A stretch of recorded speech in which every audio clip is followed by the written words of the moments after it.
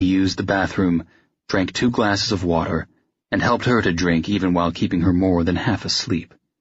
Then he settled into the chiaroscuro world of her mind and remained there, except for brief rest periods, all through that day and night, diligently searching, learning, and making cautious adjustments to her psyche. He never wondered why he made this expenditure of time, energy, and emotion, perhaps because he didn't dare risk the realization that his ultimate motive was loneliness. He merged with her, touched her, changed her, and gave no consideration to the consequences. By dawn of the next day, he was done. Once more, he partially awakened her and made her drink to keep from dehydrating. Then he put her into deep sleep and lay beside her on the bed. He took her hand in his.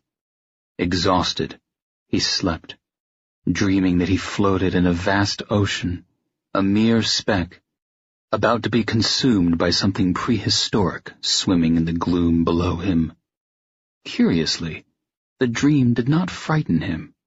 He had expected to be swallowed up by one thing or another all his troubled life. 12 hours later, Ali woke, showered, shaved, dressed, and prepared another dinner.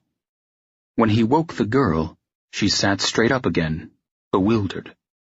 But she did not scream. She said, "Where am I?"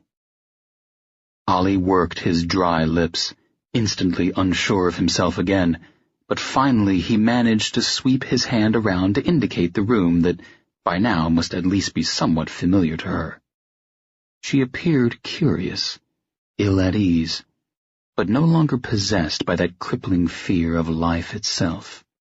He had cured her of that.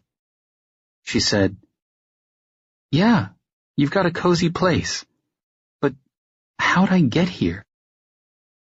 He licked his lips, searched for words, found none, pointed at himself, and smiled. "Can't you speak?" she asked. "Are you mute?" He thought a moment, opted for the out that she had offered, and nodded. "I'm sorry," she said. She examined her bruised arm, staring at the hundreds of needle marks, doubtlessly remembering the overdose that she had carefully prepared and booted into her bloodstream. Ali cleared his throat and pointed to the table. She instructed him to turn his back. She got out of the bed, stripped off the top sheet, and twisted it about herself as though it were a toga. As she sat at the table, she grinned at him. "I'm starving." Such a waif. She charmed him. He grinned back at her. What could have been the worst moment had passed without much strain. He put the food on the table and made a disparaging gesture to indicate his lack of culinary finesse. "Everything looks delicious," she assured him. She reached for the main serving dish and began to heap food onto her plate. She did not speak again until she had finished eating. She tried to help with the dishes, although she soon tired and had to retreat to the bed. When he had finished and sat in the straight-backed chair beside her, she said, "What do you do?" He shrugged. "For a living, I mean." He thought of his hands, wondered how he possibly could have told her about them even if he had been able to talk. He shrugged as if to say, "Nothing much." She looked around the shabby room. "Panhandling?" When he did not respond, she decided that she'd hit on it. "How long can I stay here?" By gesture, expression, and pantomime, Ali made her understand that she could stay as long as she liked. When this was clear, she studied him a long moment and finally said, "Could we have less light?" He got up and switched off 2 of the 3 lamps. When he turned to her again, she was lying nude on top of the covers, her legs slightly spread to receive him. "Look," she said, "I figure you didn't bring me here and nurse me back to health for nothing. You know? You expect a reward. And you have a right to expect one. Confused, frustrated, he got clean sheets from a stack in the corner and, ignoring her offer, proceeded to change the bed under her without once touching her. She stared at him in disbelief, and when he was done, she said that she didn't want to sleep. He insisted. He touched her and put her out for the night. In the morning, she ate breakfast with the greedy efficiency that she had shown at dinner the night before, wasting nothing, then asked if she could take a bath. He washed dishes while her sweet voice came through the bathroom door, singing a lovely melodic song that he had never heard before. She came out of her bath with clean hair as dark as burnt honey, stood nude at the foot of the bed, and beckoned to him. Already she seemed sleeker, healthier than when he had found her, though she was still leaner than she needed to be. She said, "I was so stupid last night. My hair was a dirty mess and my body odor would have turned off a bull. Now I'm soapy smelling." Ollie turned away from her and stared at the few dishes that he still had to dry. "What's the matter?" she asked. He had no reply. "You don't want me?" He shook his head. "No." She drew a sudden deep breath. Something struck him painfully on the hip. Turning, he saw that the girl was wielding a heavy glass ashtray. Drawing her lips back from her teeth, she hissed at him as though she were an angry cat. She pounded his shoulders with the ashtray, struck him repeatedly with one tiny balled fist, kicked and screeched. Then she lost her grip on the ashtray and sagged against him, exhausted, crying. He put his arm around her to comfort her, but she had enough energy to twist violently away. She turned, tried to reach the bed, stumbled, fell, and passed out. He lifted her and put her to bed. He pulled the covers around her, tucked her in, and sat down in his chair to wait for her to regain consciousness. When she awakened half an hour later, she was trembling and dizzy. He soothed her, smoothing her hair away from her face, wiping her teary eyes, placing cold compresses on her brow. In time, when she could speak, she asked, "Are you impotent or something?" He shook his head. "Then why? I wanted to repay you. That's how I repay men. I don't have anything else to give." He touched her, held her.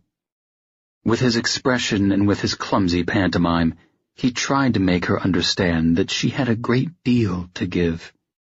She was giving just by being here. Just by being here. That afternoon, he went out to buy her pajamas, street clothes, and a newspaper. She was amused by his chaste choice of pajamas, full-sleeved, long-legged flannels.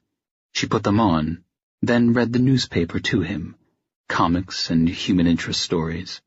She seemed to think that he couldn't read, and he was willing to play along with the misconception, since his illiteracy tended to reinforce his cover.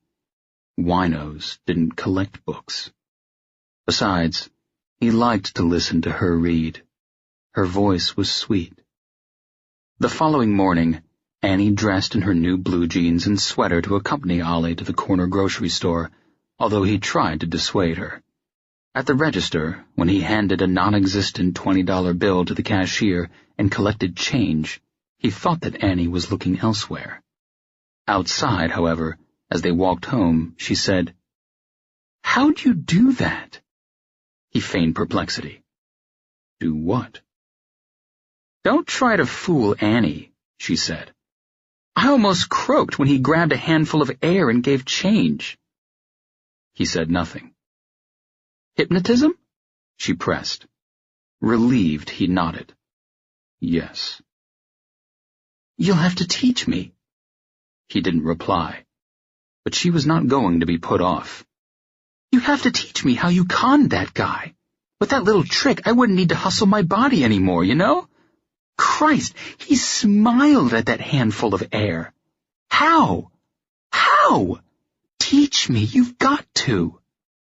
Finally, at home, unable to tolerate her persistent pleading any longer, afraid that he would be foolish enough to tell her about his hands, Ollie shoved her away from him.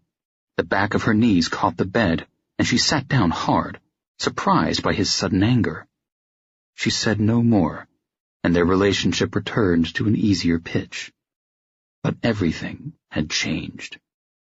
Since she couldn't nag him about learning the con game, she had time to think. Late in the evening, she said, "I had my last fix days ago, but I don't feel any need for drugs.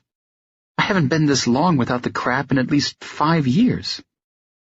Ollie held his guilty hands out to his sides to indicate his own puzzlement. "Did you throw away my tools, the skag?" He nodded. A while later, she said, "The reason I don't need dope, is it you? Something you did? Did you hypnotize me and make me not want it?" When he nodded, she said, "The same way you made the clerk see the $20 bill." He agreed, using his fingers and eyes to do a comic imitation of a stage hypnotist hamming it up for an audience. "Not hypnotism at all," she said, fixing him with her piercing eyes, seeing through his facade as no one had done in years. "ESP?" "What's that?" he asked with gestures. "You know," Annie said. "You know." She was a more observant girl, a much brighter girl than he had thought. She began to nag again, but not about the con game any longer. "Come on! Really, what's it like? How long have you had it, this power, this gift? Don't be ashamed of it. It's wonderful. You should be proud. You have the world on a string." And so on. Sometime during the long night, later, Ollie could never recall the precise moment or understand what single telling argument she used to finally break him down. He agreed to show her what he could do. He was nervous, wiping his magical hands on his shirt. He was excited about showing her his abilities, felt like a young boy trying to impress his first date. But he also feared the consequences. First, he handed her a non-existent $20 bill, made her see it, and then made it disappear. Then, with a dramatic wave of his hand, he levitated a coffee cup, empty, a coffee cup filled, the straight-backed chair, a lamp, the bed, empty, the bed, with Annie in it, and finally himself, floating off the floor as though he were an Indian fakir. The girl whooped and hollered with delight. She persuaded him to give her a ride around the room on a broomstick of air. She hugged him, kissed him, asked for more tricks. He turned on the water in the sink without touching the faucet, divided the stream into 2 streams that fell on both sides of the drain. He let her throw a cup of water at him and diverted it in 100 different sprays, keeping himself dry. "Hey," she said, more flushed and excited than he had ever seen her. "No one is going to tramp on us again. Not ever. No one." She stood on her toes and hugged him. He was grinning so hard that his jaws ached. She said, "You're fabulous." He knew, with sweet anticipation and awful dread, that one day soon they would be ready to share a bed. Soon. From that moment, his life would be changed. She still did not fully understand what his talent meant, what a wall between them his hands might soon become. She said, "I still don't understand why you hide your talent." Eager that she understand, he forced himself to confront hideous memories of childhood that he had long suppressed. He tried to tell her, first with words that wouldn't come, and then with gestures, why he hid his abilities. Somehow she got the gist of it. "They hurt you?" He nodded. "Yes." very much. The talent came upon him without warning when he was 12, as if it were a secondary sex characteristic accompanying puberty, manifested in modest ways at first, then increasingly strong and demanding. It was the sort of thing a boy knew must be concealed from adults. For months he even hid it from other children, from his friends, confused and frightened by his own hands, in which the power seemed to be focused. Slowly, however, he revealed himself, did tricks for his friends, performed, became their secret from the grown-up world. But it wasn't long until they rejected him, subtly at first, then with increasing vigor until they beat and kicked him, knocked him in the mud, forced him to drink filthy water, all because of his talent. He could have used his power to protect himself from one of them, perhaps from two, but even he could not protect himself from a gang. For a time he hid his powers again, even from himself. But as the years passed, he learned that he could not conceal and deny the talent without causing himself physical and psychological damage. The urge to use the power was a need stronger than the need for food, for sex, for the breath of life itself. To refuse it was to refuse to live. He lost weight, grew nervous and ill. He was forced to use the power then, but refrained from exhibiting it in front of others. He began to understand that he would always be alone as long as he had the power, not from choice, from necessity. Like athletic agility or cleverness with words, it could not be successfully hidden in company. It flowered unexpectedly, startling friends.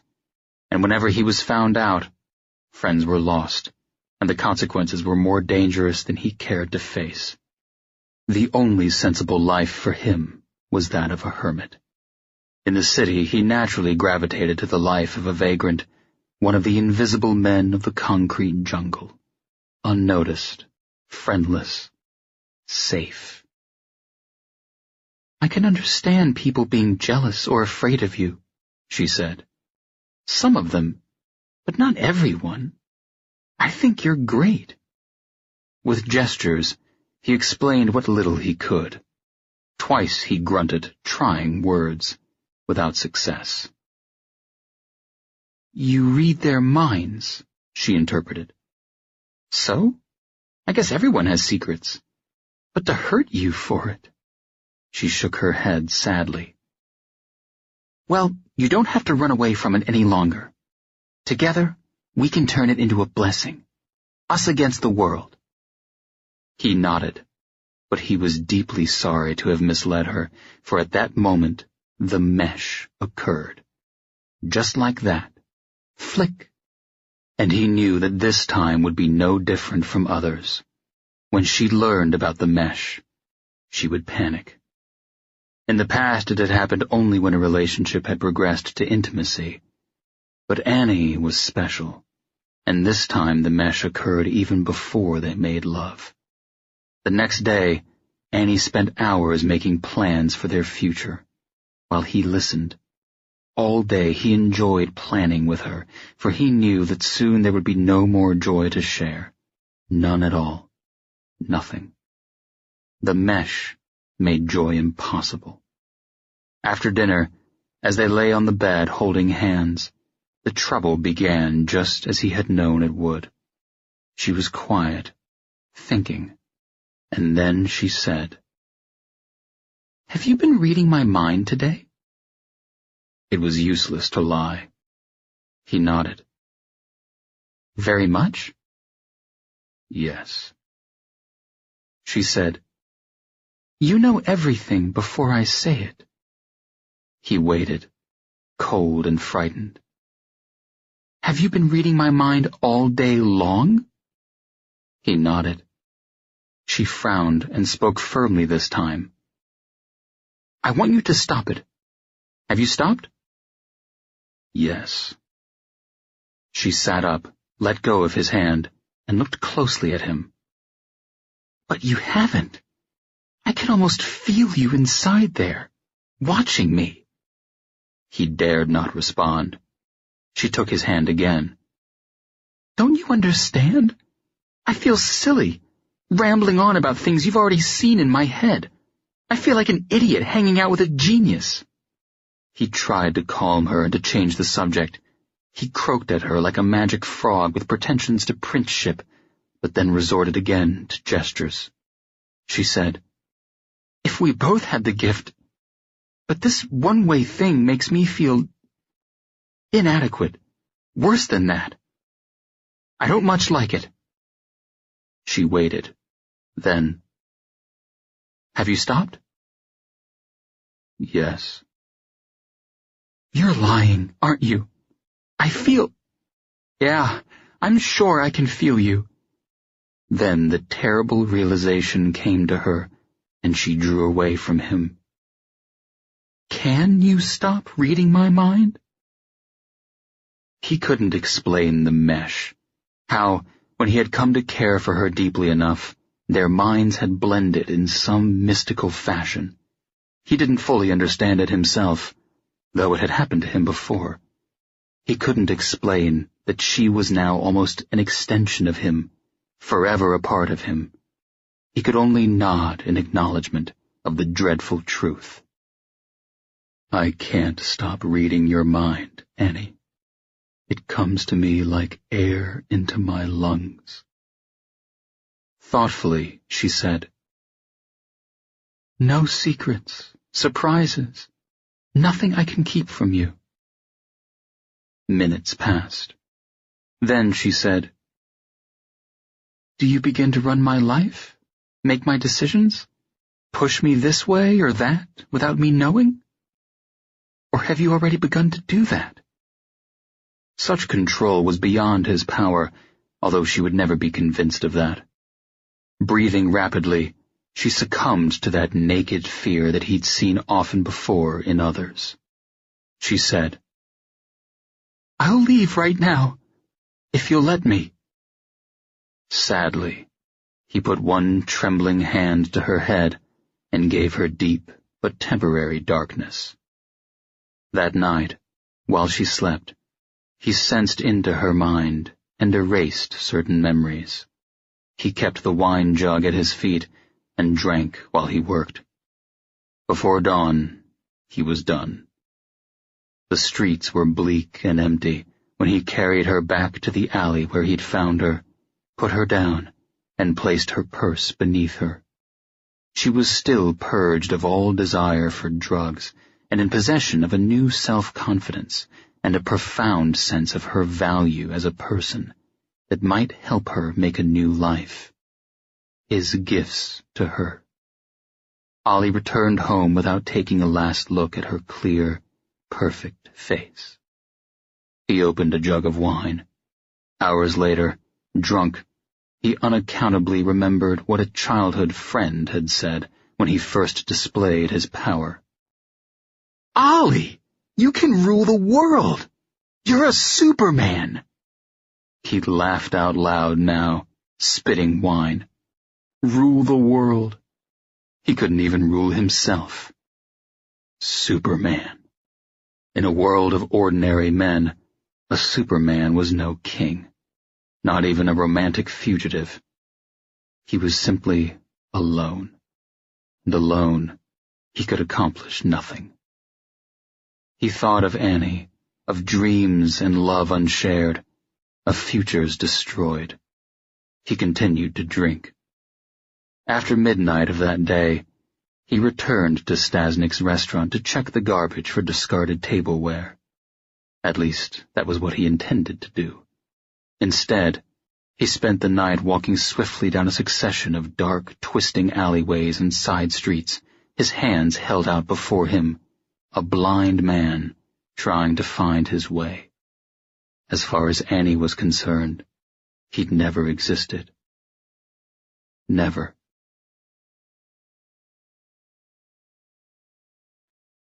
Bruno. 1.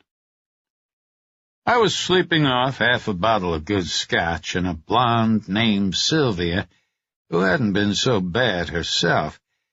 But no one can sneak up on me, no matter how bushed I am. You have to be a light sleeper to last long in this business.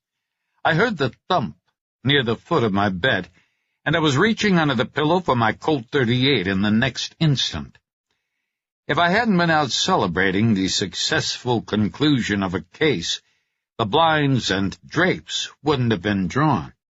But I had been, and they were, so I didn't see anything.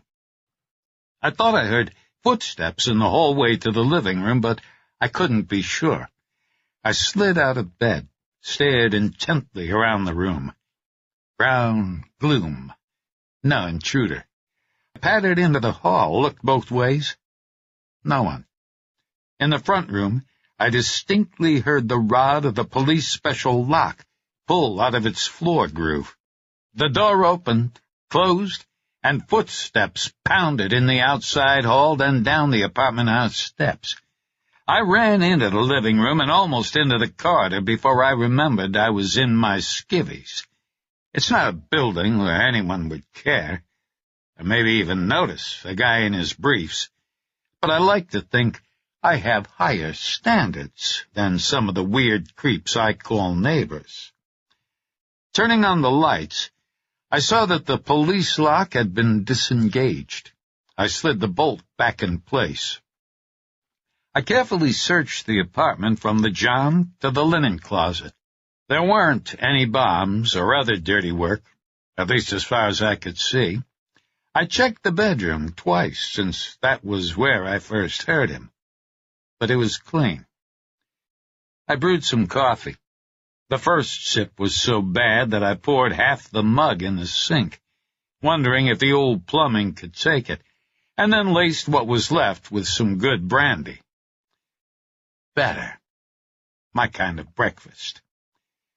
So there I stood in my shorts on the cold kitchen floor, warming my gut with liquor and wondering who had broken in and why. Then I had a bad thought. When the intruder left, he had pulled the rod of the special lock out of its nest in the floor, which meant he had entered the apartment through a window, or that when he'd first come through the door he had replaced the police rod. The last idea was stupid. No dude is going to make it hard for himself to get out if the job goes sour. I went around checking all the windows. They were locked, as always. I even checked the bathroom window, though it has no lock, is barred, and is set in a blank wall 8 floors above the street. No one had come in any of the windows. I slapped my head a few times as if I might knock some smarts into myself and figure this out. No smarter, I decided to take a shower and get on with the day. There must have been hallucinations. I had never had what the $200 an hour shrinks call post-coital depression. Maybe this was what it was supposed to be like. After all, no one walks into your apartment after achieving the near impossible of silently throwing a police lock, then sneaks into your bedroom just to look you over and leave. And none of my enemies would send a killer who would chicken out after he got that far.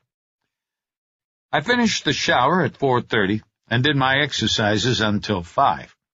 Then I showered again. Cold this time. Toweled hard enough to raise blisters. Combed my mop into a semblance of order and dressed. By 5:30 I was sliding into a booth down at the Ace spot, and Dorothy, the waitress, was popping the scotch and water in front of me before the smell of the place was properly in my nose. "What'll it be, Jake?" she asked. She has a voice like glass dropped into a porcelain basin. I ordered steak and eggs with a double helping of French fries, then topped it off with a question. "Anybody been asking around about me, Dory?" She wrote half the question down on the order pad before she realized that I had stopped ordering. Dory was supposed to have been a fine-looking street girl in her day, but no one ever said she had many smarts. "Not me," she said. "I'll ask Benny." Benny was the bartender. He was smarter than Dory. Some days he was capable of winning a debate with a carrot. I don't know why I tend to hang around with so many chumps, saps, and blockheads. Maybe it makes me feel superior. A guy who's dumb enough to be trying to make a living as an old-fashioned Seamus in the late 20th century, in the age of computers and space-age eavesdropping equipment and drug thugs who'd kill their grandmothers for a nickel. Hell, he needs some reason to feel good about himself. When Dory came back, she brought a negative from Benny, plus the food. I took it down in large bites, thinking about the stranger who had walked through the wall into my bedroom. After 2 more big scotches, I went home to look the place over again. Just as I reached my apartment door and thrust the key toward the lock, this dude opened it from the inside and started coming out. "Hold it right there, creepo," I said, leveling my .38 on his big belly. I pushed him back into the living room, closed the door behind us, and turned on the light. "What do you want?" he asked. "What do I want? Look, Buster, these are my digs, see? I live here, and the last time I looked, you didn't." He was dressed like something out of a Bogart film, and I might have laughed, except that I was angry enough to chew up a little bunny rabbit and spit out good luck charms. He had a huge hat, pulled down over half his face. The overcoat might have been tailored for Siamese twins. It hung to his knees, and after that there were wide, sloppy trousers and big, scuffy tennis shoes. The tennis shoes didn't fit Bogart, but the air of mystery was there. For size, this guy reminded me of that actor from the old movies, Sidney Greenstreet, though with a serious gland condition. "I don't want to harm you," he said. His voice was about 1,000 registers below Dory's, but it had that same harsh sound of something breaking. "You the same dude who was here earlier?" I asked. He hunched his head and said, "I've never been here before." "Let's see what you look like." I reached for his hat. He tried to pull away, discovered I was faster than he was, tried to slug me in the chest, but I got the hat off and managed to take the clip on the shoulder instead of over the heart where he had aimed it. Then I smiled and looked up at his face and stopped smiling and said, "Good God." "That kicks it." His face contorted, and his big square teeth thrust over his black lip. I was backed up against the door, and though I was terrified for the first time in years, I wasn't about to let him out. If my threats didn't keep him where he was, a hot kiss from the .38 would manage just fine. I hoped. What are you?" I asked. "You were right the first time." "Oh." "Answer it, then." "Can we sit down? I'm awful tired." I let him sit, but I stayed on my feet to be able to move fast, and while he walked to the sofa and collapsed as if he were on his last legs, I looked him over. Good. He was a bear. A Bruin. He was a big one, too, no little teddy, 6'4". His shoulders were broad, and under those baggy clothes he probably had a barrel chest and legs like tree trunks. His face was a block of granite that some artist had tried to sculpt with a butter knife, a straight pin, and a blunt screwdriver. All sharp planes, eyes set under a shelf of bone, a jaw better than Schwarzenegger's. Over all that, fur. If I hadn't been used to watching afternoon TV talk shows when business was slow, all those programs featuring husbands who cheat with their wives' mothers, and transvestite dentists who have been abducted by aliens, then sure as hell the sight of a talking Bruin would have crumpled me like an old paper cup.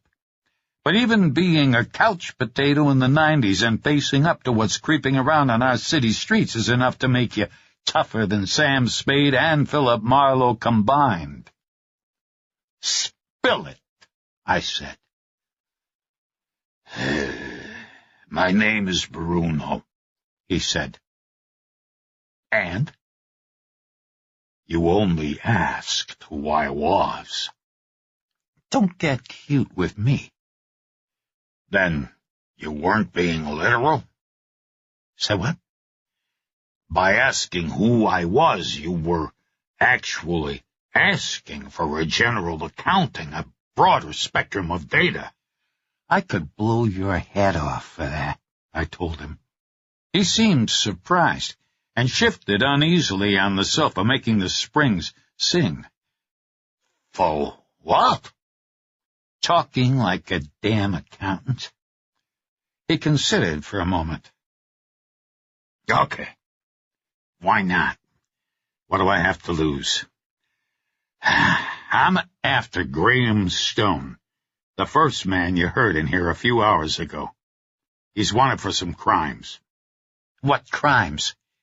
"You wouldn't understand them." "Do I look like I was raised in a nunnery? Don't understand sin? Nothing any sleazeball would do could surprise me, so how did this Stone character get in here? And you?" I waved the .38 at him when he hesitated. "I guess there's no concealing it," Bruno said. "He and I came through from another probability." Huh? It was hard to make even that sound with my mouth hanging open as if I were a stoned fan at a Grateful Dead concert. "Another probability. Another timeline. Graham Stone is from a counter-Earth, one of the infinity of possible worlds that exist parallel to one another. I come from a different world than Stone's. You've become a focal point for cross-time energies. If this is the first time it's happened to you, then your talent must be a new one. Besides, you're not mapped, no record of you in the guidebook. If it were an old talent, I made a number of wordless grunts until he got the idea to shut his yap. I made him go pour me half a glass of scotch, and drank most of it before I said anything. "Explain this, ability I've acquired. I don't scan it." "It's possible to travel across the probabilities from one Earth to another, but the only portals are those generated around living beings who somehow absorb cross-time energy and dissipate it without the rudeness of an explosion." "Rudeness?" "Yes, that can be messy." "How messy?" "Very. Anyway, you're one of those talented people who don't explode." "Good for me." "You broadcast a portal like, well, sort of like a spiritual aura in a 20-foot radius, in all directions." "Is that so?" I said numbly. "Not all possible worlds have such talented creatures on them, and therefore the infinity of possibilities is not really completely open to us." I finished the scotch and wanted to lick the glass. "And there is a counter-Earth where intelligent bears have taken over?" I couldn't any longer blame this business on my hot night with Sylvia. Not even the most persuasive shrink in the world would ever convince me that post-coital depression could be like this. "Not exactly taken over," Bruno said, But on my probability line, there was a nuclear war of distressing dimensions shortly after the close of World War II. In the aftermath, science survived, but not a great many people did.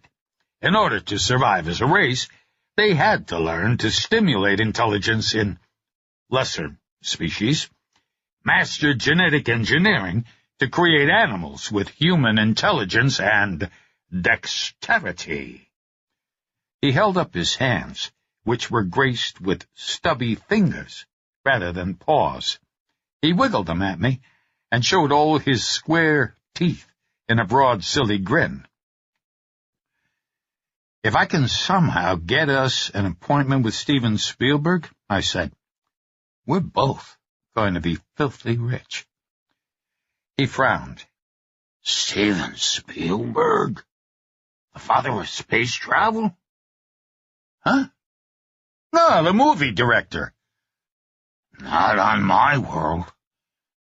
"On your world, Spielberg is the father of space travel?" "He invented frozen yogurt, too." "Really?" "And anti-gravity boots and microwave popcorn. He's the richest man in history." "I see." "And the architect of world peace," Bruno said reverently. I sat down as the implications of what he had told me began to work their way through my thick head. "Do you mean that weird characters from 1,000 different worlds are going to be popping up around me all the time?"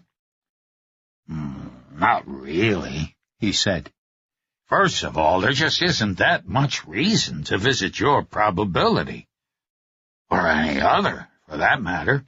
There are too many alternate realities for cross-time traffic to get heavy in any one of them, unless it's such a weird Earth as to be a tourist area. But your Earth looks bland and ordinary, judging from this apartment." I ignored that and said, "But suppose I had been walking down the street when you popped through. That's going to cause some excitement when it happens." "Funny thing about that," Bruno said. "When one of us first pops through, not even you can see us. We gradually come into your perception like someone seen out of the corner of your eye, and it doesn't look magical at all." I made him go and get me more scotch. After a third of that, I felt more cheerful. "You said you were a cop?" "Did I?" "Just as much. You said this stone is wanted for some crime or other. Unless you're an average citizen with more than his share of humanitarianism, then you're a cop." He took a curious-looking silver circle out of his overcoat pocket and held it up. "Probability police." When he ran his thumb down its surface, the words disappeared under a picture of him. "Now, I really must be going. Grahamstone is too dangerous a man to be permitted freedom here." Beside me were the controls for the CD player. I selected a disc and turned up the volume while he rose and pulled on his absurd hat. When the Butterfield Blues Band blared in at top volume, I put a slug in the couch beside him, incidentally tearing a hole through his overcoat. He sat down. I lowered the volume. "What do you want?" he asked. I had to admit that he was cool about it. He didn't even check out his coat to see how close the round had actually been. I already had my angle. "You're going to need help. I know this urban dump. You don't." "I have my own devices," he said. "Devices? You're not Sherlock Holmes in Victorian England, Buster. This is America in the 90s, the big city. They eat bears like you for breakfast." He looked worried. "I'm not particularly familiar with this reality." "So you need me. I said, keeping the Colt aimed in his general direction. Go on, he said gruffly. If he could have gotten to me, I'm sure he would have shown me how fast those blocky fists could move. It just so happens that I'm a private investigator. I never have much liked the badge-carrying kind of police, like you, but I'm never against working with them if there's a profit in it. He seemed about to reject the proposal, then paused to give it some thought. How much? Let's say $2,000 for the whole caper. $2,000. Or 2 pair of Spielberg gravity boots, if you've got 'em. He shook his head. Can't introduce revolutionary technology across the probability lines. Bad things happen. Like what? Little girl spontaneously combusting in New Jersey. Don't blame me for a fool. I'm serious. He looked serious, all right. Bearishly dour, bearishly grim. The effects are unpredictable and often weird. The universe is a mysterious place, you know. I hadn't noticed. So do we have a deal for $2,000? You use a gun, well, he said. Okay. Agreed. He had accepted the figure too smoothly. Better make that $3,000, I said. He grinned. Agreed. I realized that money meant nothing to him. Not the money of this probability line. I could have asked for anything, but I could not squeeze more out of him. It would be a matter of principle now.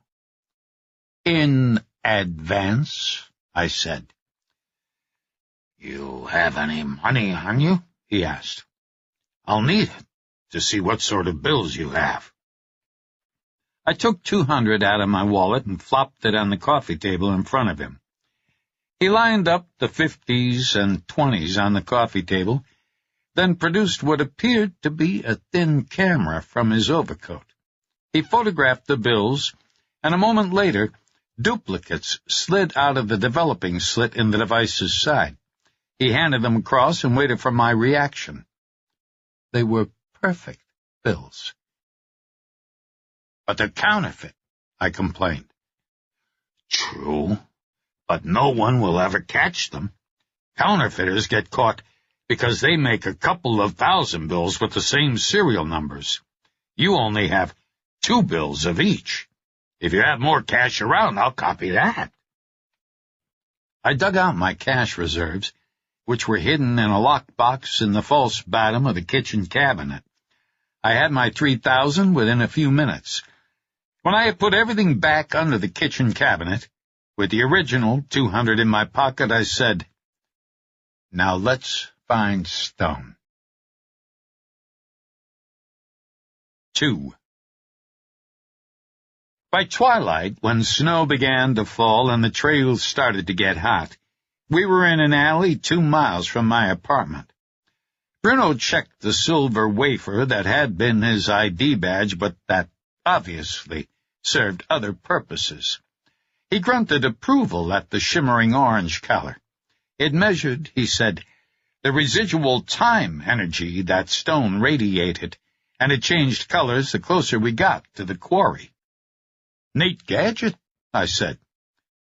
Spielberg invented it. Yellow when we had left the apartment, the disk was now turning a steadily deeper shade of orange. Getting closer, Bruno said. He examined the rim where the color changes began and snorted his satisfaction. Let's try this alley. Not the best part of town. Dangerous. Probably not for a 7-foot bear with futuristic weapons. Good. Hunching to minimize his height, huddling in the big coat and enormous hat, Striving to pass for a big, bearded human being, he put his head down and plodded forward. I followed him, bent against the brisk wind and the driving snow. The alley led into a street lined with auto yards, industrial equipment companies, warehouses, and a few other businesses that didn't look so obviously like mafia front operations. One of the warehouses was an abandoned heap of cinder block and corrugated aluminum. Its two windows, high above the street, were shattered. Bruno checked his disk and looked at the warehouse. "There," he said. The wafer was glowing, soft red. We crossed the street, leaving black tracks in the undisturbed skiff of white. There were two ground-floor entrances, one a man-sized door, the other a roll-up large enough to admit trucks. Both were firmly locked. "I could blast the sucker open," I said, indicating the lock on the smaller door. "He's upstairs anyway," Bruno said, checking the wafer again. "Let's try the second-story door." We climbed the fire escape, gripping the icy iron railing because the stairs were treacherous. The door at the top had been forced open and was bowed outward on flimsy hinges. We went inside and stood in the quiet darkness, listening. Finally, I switched on a flashlight when I realized that Bruno could probably see in the dark, and I definitely couldn't. We were standing in a wide gallery that encircled an open well to the ground floor of the warehouse. 100 feet to the left, a rattling sound arose, like a sack of bones being shaken. When we tracked it down, it was only a wooden ladder, still vibrating after someone had descended it. I peered over the edge, but Stone was gone. We had not heard either of the lower doors open, so we went down after him. 10 minutes later, we had checked out all the empty crates and broken pieces of machinery, all the blind spots in the row of empty offices along the rear wall. We hadn't found a trace of this Stone joker. The front doors were still locked from the inside. Neither of us put away his gun. I had replaced the expended shell in the Smith & Wesson and now had a full clip. Bruno's weapon wasn't anything like I'd seen before, but he assured me it was deadly. "It's a Disney 780 death hose." Disney. Walt Disney. Best armament manufacturers in the world. Really? You don't have them here? Mine's a Smith & Wesson, I said. The hamburger people? I frowned. What? You know, the Smith & Wesson Golden Arches? I dropped the subject. There are some pretty weird alternate realities out there. I heard faint strains of heavy metal music that seemed to emanate from the thin air around us. But when I looked carefully along the walls, I found an old door that we had missed, painted to match the walls. I opened it cautiously and stared into black depths. Thrashing guitars, a keyboard synthesizer, drums. I went down the steps and Bruno followed. "Where's the music coming from?" my Bruin friend asked. I didn't like his hot breath storming down my neck, but I didn't complain. As long as he was behind me, nobody was going to sneak up on me unawares. Looks like maybe there's a cellar in this place, or in some connecting building where they're playing. Who? The band. What band? How should I know what band? He said, I like bands. Good for you. I like to dance, said the bear. In the circus? I asked. Where? Then I realized that maybe I was on the verge of insulting him.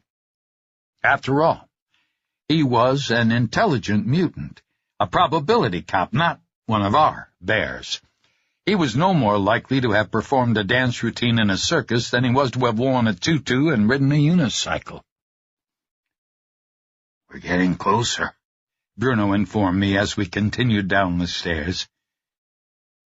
"But Stone isn't here." The wafer still was not a bright crimson. "This way," I said, as we reached the bottom of the stairs and arrived at the damp, fetid, trash-heaped basement of the abandoned warehouse. The place smelled of urine and dead meat, and it was most likely the breeding ground of the virus that will eventually wipe out humanity. I followed the siren strains of the headbanger music from one cold stone room to another, scaring rats and spiders and God knows what else. Even Jimmy Hoffa might have been down there. Or Elvis. But a strange, walking dead Elvis with lots of sharp teeth, red eyes, and an uncharacteristically bad attitude. In the dankest, most stench-filled room of all, I came to an old timbered door with iron hinges. It was locked. "Stand back," I said. "What are you doing?" "Renovation," I said, and blew the lock out of the door. When that hellacious roar finished bouncing around the cellar, Bruno said, "I have subtler devices that accomplish the same thing." "To hell with them," I said. I opened the door, only to discover another door behind it. Steel, relatively new. There was no handle or lock on our side. The double-door arrangement was meant to seal off this building from the next, so it was impossible to get from one to the other without people acting in concert on both sides. Stepping forward into the beam of my flashlight, Bruno said, "Allow me." From a pocket of his voluminous coat, he produced a 4-inch-long rod of green crystal and shook it as if it were a thermometer. I could hear the instrument begin to ring, way up on the scale, where it would soon become inaudible to human beings but bother the hell out of dogs. Weirdly, I could feel the vibrations of the damn thing in my tongue. "My tongue's vibrating," I said. "Of course." He touched the crystal rod to the steel door, and the locks, more than one, popped open with a hard clack, clack, clack. My tongue stopped vibrating. Bruno returned the crystal rod to his pocket, and I pushed open the steel door. We were in a washroom, alone. 2 stalls with the doors half open, 2 urinals that some of the stoned customers evidently found too stationary to hit with any regularity, a sink so filthy that it looked as if Bobo the dog boy regularly took baths in it, and a stained mirror that showed us grimacing like a pair of old maids in a bordello. "What's that music?" Bruno shouted. It was necessary to shout because the heavy metal band was nearby now. "Metallica." "Not very danceable," he complained. "Depends on how old you are." "I'm not that old." "Yeah, but you're a bear." I sort of like heavy metal. It clears out my sinuses and makes me feel immortal. If I listened to too much of it, I'd start eating live cats and shooting people whose names annoyed me. I needed my jazz and blues, but a little was always good, and the band at this club wasn't half bad. "Now what?" Bruno shouted. "Sounds like a bar or a club or something," I said. "We'll go out and look for him." "Not me. I mean, it's okay to be out on the streets, especially at night, at a distance from people where they can't quite get a look at me unless I let them. But this would be close quarters. Stone shouldn't be mingling either. He looks human mostly, but someone might get suspicious. He should never have tried jaunting into an unexplored timeline in the first place. It was desperation when he knew I almost had him. What then? I asked. I'll stay here, in one of the stalls. You check the place out. If he isn't there, we'll go back into the warehouse and up into the street where we can pick up the trail. Earning my money, eh? I asked. While I adjusted my tie in the mirror, Bruno went into a toilet stall and closed the door. From in there, he said, Lord Almighty. What's wrong? Do people on this world have any respect for cleanliness? Some of us have standards. This is disgusting. Try the other stall, I advised. What might be in there? He grumbled. I won't be long, I promised, and I left the reeking washroom in search of Graham Stone. 3. I had to bull my way out of the washroom because there were so many people in the place that they were stacked like cordwood on end, wall to wall. I had seen Graham Stone's picture on that changing badge of Bruno's, and I knew what to look for. 6 feet tall, pale face, jet black hair, eyes that were crystal blue and looked as empty as a tax collector's heart, thin lips, an image of cruelty. I checked out those around me, rejected them, and worked my way deeper into the mob of headbangers who were swilling beer, smoking medicinal herbs, feeling up their girls, feeling up their guys, jumping to the music, and looking me over as if I might hand them copies of Watchtower magazine and try to convince them that Jesus was their savior. It wasn't easy finding one face out of that crowd. Things kept distracting me. There were strobe lights winking every few minutes, and when they were on, I had to stop and wait before moving on again. When the strobes were off, there were shimmering film clips from horror movies projected on the walls and ceiling, and on the patrons as well. About 10 minutes after I had started across the floor, through the scattered dancers, past the bar and bandstand, I spotted Graham Stone working his way to the lighted doorway in the far right corner. A sign above the door claimed office, and another on the door itself insisted employees only. It was half open, and I walked through as though I belonged there, keeping a hand in my jacket pocket where I had the pistol. There were several rooms back here, all leading off a short hall, all the doors closed.